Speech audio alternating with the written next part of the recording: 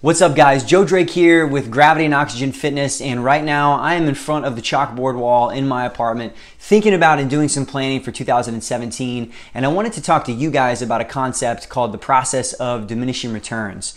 So some of you guys can probably apply this in a lot of areas of your life. We're going to talk more specifically with your fitness, but for you guys to think about what progress have you seen in 2016 that you would like to see go further in your fitness? Maybe it is losing body fat, maybe it is getting stronger, maybe it's feeling better, having energy, and thinking about as you first started into it. So whether it is something like working out with us at Gravity and Oxygen or whatever your fitness program might be, seeing those initial gains and those results, and it was exciting and motivating. And then as you continue to go on, you continue to do the same thing, but unfortunately, those results start to slow down. So this process of diminishing returns just says as you continue to get to higher and higher levels of success, of fitness, whatever it might be, it becomes exceedingly more difficult to see those same increases, especially with just the same output.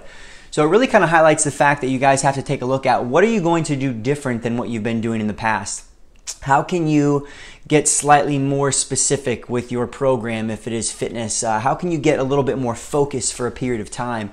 And therein lies some of the benefit of programs that are time and goal specific and driven. Let's say like the Good to Great program or the G+O Lift program that's starting in January and February, because they allow you to really dial in and get even more focused than you would normally be, because it is going to take something different than what you've been doing, right? You know, initially to get to, let's say from 16% to 14% body fat for a guy, that might have been a little bit easier to get from 16 to 14, even though it's the same 2%, than to get from 10 to 8%, right? Because now you're at a higher level of fitness, and it takes even more and more specific small changes than it did in the beginning versus just being consistent and getting that progress. So either way, wherever you are in this process, first off, if you're starting out here, or you're thinking about, hey, January, I want to start out, I want to get onto a program, you can see some great progress in a relatively short period of time, and that is just this process.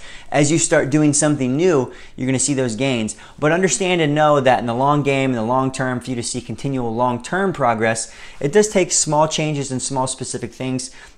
Some of it might be mindset, getting focused in on the right thing, or it might be a specific strategy. And that really highlights those strategies become more important as you get further along in that process. And initially, guys, it's just all about getting started and getting into it. So I wish you guys luck with all your plans and any New Year's resolutions that you've got turning in your head. And keep this idea and concept in mind when you're thinking about what you are going to do and commit to in January and February 2017. Let's get after it.